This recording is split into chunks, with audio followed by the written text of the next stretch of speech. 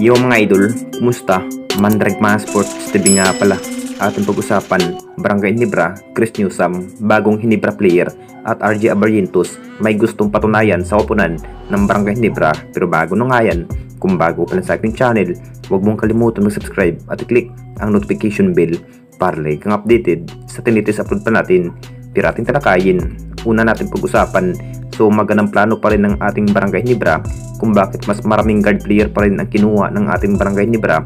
Masasabing dinahandahan pa rin sa pag-trade ang Barangay Ginebra kung bakit binitawan nga si Sydney Onobire. Sa naging plano nga ni Coach Tim mga idol, balak sana ng kupunan ng Barangay Ginebra na gustong kunin ang nasabing player na si Mikey Williams.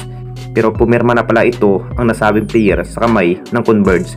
Talagang naunahan pa rin ang kupunan ng Barangay Ginebra sa pagkuha nga ni Mikey Williams, pero hindi pa rin magpapahuli ang Ginebra dito mga idol dahil may isa pang player na gustong magiging Ginebra player ay walang iba kundi si Chris Newsome.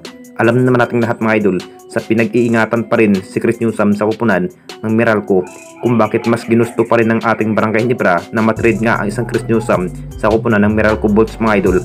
Sa naging status nga sa nasabing racing star player ng Meralco, talagang kung matapos na rin ang magiging contract ni Chris Newsome mga idol, talagang kung matapos na rin ang magiging contract ni Chris Newsome, may possible pa rin na mapupunta sa kupunan ng Barangay Ginebra itong si Chris Newsome. Dahil sa mismong sinabi pa rin ni Chris Newsome sa nagdaang season na mas gugustuhin pa ni Chris Newsome sa bawat gameplay nga ni Coach Tim kung bakit mas nagustuhan pa rin sa nasabing player na maglalaro sa kupunan ng Barangay Ginebra kung matapos na nga ang kanyang contract ni Chris Newsome sa kupunan ng Meralco. Posibleng sa kupunan ng Barangay Ginebra pa rin ang kanyang mapupuntahan kung sakaling makapagdesisyon na. At dito na naman tayo sa isa pa nating balita, RJ Abarrientos may gustong patunayan. Alam naman nating lahat mga idol, matapos kinuha nga ng ating Barangay Ginebra itong si RJ Abarrientos, masasabing mas marami pa rin ang nakapagtataka kung bakit pas pinukus pa rin ng ating Barangay Ginebra sa mga bagong player katulad nga kay RJ Abarrientos.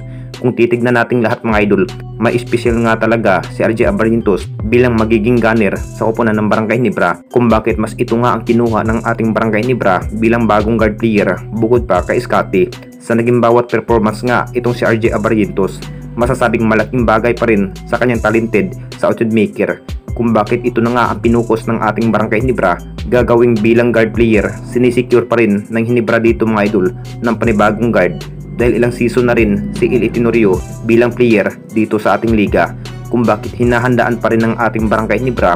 Mas pinatunayan pa rin ni RJ Abarrientos na mas marami pang magandang laban ang kanyang ibubuga sa kupunan. Nakita naman nating lahat kung anong kayang gawin ang isang RJ Abarrientos bilang outside maker player.